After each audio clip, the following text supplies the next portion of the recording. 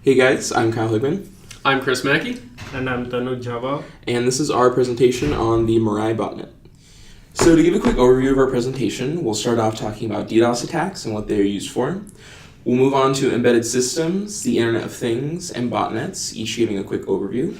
After that, we'll talk about the October 2016 DIN attack, which used the Mirai Botnet. And then we will finish off our presentation by talking about how we can improve the security of IoT devices. DDoS attacks or distributed denial of service attack means making an online service unavailable by overwhelming it with traffic from multiple sources. These multiple sources are compromised systems like botnets. DDoS attacks are usually carried on important resources like banks, government websites, as well as on news websites and gaming sites. In recent years, the number of DDoS attacks have gone up. Digital security firm NSF Focus says there's an average of 28 DDoS attacks every hour. Main motivation behind a DDoS attack is some kind of financial benefit. For example, one business can attack its competitor's business, or adversaries can extort money from businesses by threatening them of the attack, or just steal the money during a DDoS attack. DDoS attacks can also be motivated by cyber warfare, in which one government organization or terrorist group attacks other countries' critical infrastructure. Usually, this attacks takes a lot of time and resources and are well planned. Some DDoS attacks are motivated to attack a target because of their ideological belief. Even though these attacks are not large in frequency, in recent years their sizes have grown. For example, the China and the CNN attack in 2008, WikiLeaks in 2010, and many more. And finally, some attacks are done by the attackers whose motivations are childish. They just attack to show off their capabilities and power and follow simple scripts and attack gaming websites or servers. Embedded systems are small hardware control units which run computations for some larger device. These systems are generally low power and run stripped-down versions of Linux. They are highly specialized and appear in devices such as CCTV cameras, vending machines, smart speakers, cars, and various other appliances. In fact, as we will see, the most common target of IoT botnets is CCTV cameras. Security is often an afterthought in the design of these devices, especially if they do not have an internet connection. The Internet of Things, or IoT, is the logical extension of internet-connected embedded systems. There isn't really a formal definition for IoT yet, as it is in its infancy, but for the purposes of our talk, it is enough to consider IoT to be an interconnected network of embedded devices dispersed throughout the internet. As we can see in this graph, the number of these devices is staggering, and more keep springing into existence. As a result, their security is very necessary. Unfortunately, these devices are not generally very secure, as internet connection is an extension to traditionally offline embedded systems which have lower security needs. IoT devices are very much in their infancy, and for much of their history, they weren't considered to be high-value targets for attack. These factors contribute to their current vulnerable state. IoT devices are especially vulnerable to malware and other nefarious pieces of software, because they are unable to run antivirus checks in the background, like personal computers generally do. This is because of their low computational power. Another huge problem with IoT devices, a problem which we will see is most responsible for the subject of this talk, is that they have weak default credentials, which are generally unchanged by administrators. This makes them very easy to take control of, by simply trying every username-password combination on a list of well-known defaults. For example, on this slide, you'll see a subset of the list used in the Mirai attack. They are also vulnerable to network attacks because they listen to connections on various unnecessary ports, including Telnet. When security vulnerabilities are discovered in IoT devices, they are hard to fix, since developers generally don't have automatic update systems, and the devices are sometimes physically inaccessible. For example, to update a CCTV camera's software, a ladder and a technician are generally required. These problems make IoT devices very appealing targets for attack. Begin. The term botnet is derived from the words robot and network.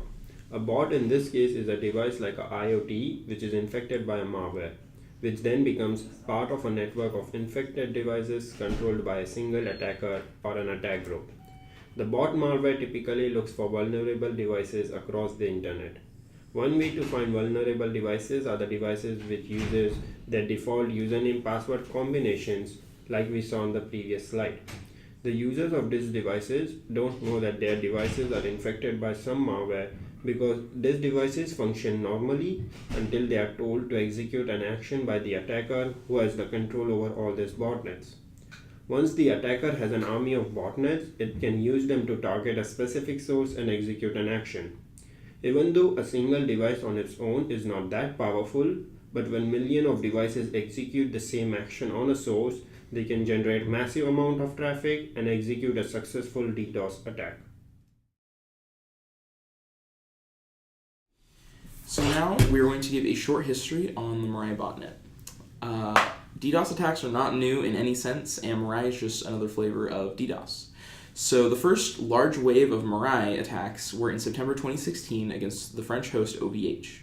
OVH hosts a ton of gaming servers, in particular Minecraft, which will be useful later for identifying the authors of Mirai. This attack, and Mirai just in general, comes at a time where IoT devices are flooding the market, as we have seen earlier.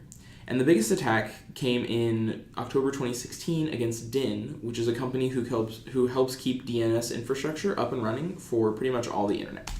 So how does the Mirai Botnet work? It's a super clever idea, it's simple, and it's extremely effective. It scans the internet for open telnet ports, and it uses the common username and password lists we saw to try and log in.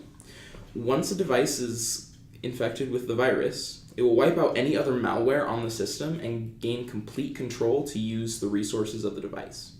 Because of its self-replicating nature, Mirai will spread extremely quickly.